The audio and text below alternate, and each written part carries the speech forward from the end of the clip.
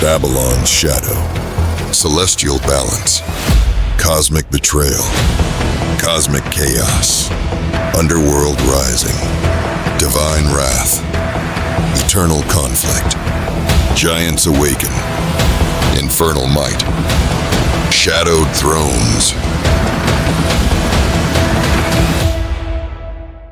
In Chapter 11, the shattering of the heavens, Tiamat, a powerful force of chaos, prepares to destroy the divine realm.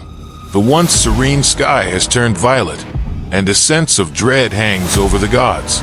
Tiamat, aided by formidable allies like Uthrog, Dracora, Gorgon, and Ishtar, leads the assault on Marduk's carefully constructed defenses. Tiamat's first target is the Shield of Light, a protective barrier created by Shamash and Nana. Uthrog, the giant chieftain, and his warriors smash through the shield with their immense strength, shattering the barrier and opening the path to the divine realm. With the first layer breached, the forces of chaos continue their march. Next, the divine realm is faced with a storm created by Adad and Ninurta, a tempest meant to destroy any who dare approach. However, Dracora, the Dragon Lord, takes control of the storm, turning its power against the gods. The dragons join in, merging with the storm's fury, unleashing a devastating force that weakens the realm's defenses further. The third layer of defense, the earth, rises to protect the divine realm. Mountains shift, and the ground quakes, but Gorgon, the master of monsters, corrupts the earth. His monstrous forces burrow deep into the ground, spreading chaos and causing the mountains to crumble, turning the earth into a treacherous trap. The spirits of the dead, summoned by Ereshkigal and Nanshi, rise to defend the divine realm. However, Ishtar bends them to her will, turning their despair into a weapon for the forces of chaos. The dead, once the god's servants, now fight alongside Tiamat's forces, breaking the last line of defense. With all the divine defenses destroyed, the heart of the realm is exposed. Tiamat, Enlil, and Ishtar lead the final assault, their forces surging forward. Marduk, the supreme god, stands firm, knowing the battle is lost. Yet he remains calm, aware of a greater force he has prepared to unleash. Tiamat's forces close in, their victory seemingly inevitable. But Marduk speaks of a forgotten power, something that will turn the tide of the battle. Despite the destruction, he remains resolute, holding onto the hope that the balance of the cosmos can still be restored.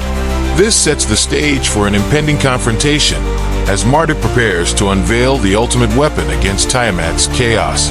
In the aftermath of the fierce battle, Tiamat's fury was met by Marduk's calm and calculated resolve.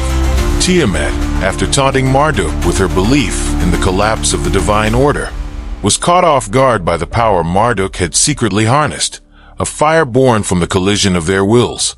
This force, unlike anything known, was unleashed as Marduk summoned a destructive flame that burned through Tiamat and her chaotic forces with relentless intensity. Gods like Enlil and Ishtar, once formidable in their own right, were consumed by the fire, their forms disintegrating in the blink of an eye. Even the mighty Uthrog, Dracora, and Gorgon were not spared, as they were burned to nothingness by the flames. As Tiamat and Enlil retreated to the underworld, Marduk's fire ceased its pursuit at the boundary between realms, adhering to an ancient law. In the underworld, Tiamat, though broken and weakened, refused to accept defeat. Her hatred for Marduk burned fiercely, and with Enlil, she began plotting their recovery. Despite their physical devastation, the two knew that the war was far from over. Marduk's fire, though powerful, had not destroyed them completely, and they would bide their time in the shadows, rebuilding their strength for a future strike. Meanwhile, the divine realm lay in ruin. The fire Marduk had summoned, though extinguished, had left the landscape scorched. The gods who survived, including Nabu and Shamash, reflected on the cost of victory. They acknowledged that the divine realm had been irrevocably altered, but the light of hope was not entirely gone. Marduk stood firm, acknowledging the fragile peace that followed. He knew the forces of chaos would return, but he was resolute in his determination to protect the realm and his allies. Despite the devastation, Marduk's leadership remained unshaken. He emphasized that the work of rebuilding the divine realm had only just begun. As the gods set about restoring what was lost, Marduk's thoughts turned to the inevitable return of Tiamat and her forces. He knew they would be back, stronger and more cunning, but he would be ready. The fire, though dormant, remained within him, and he would summon it again when the time was right.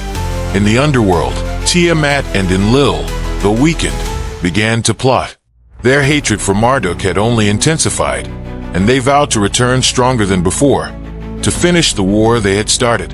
In the silent aftermath, the anticipation of the next battle between order and chaos lingered. The cosmos would continue to tremble, but Marduk, with his unyielding will and the ever-present fire within him, was ready for whatever challenges lay ahead. The stage was set for the next chapter in the cosmic struggle.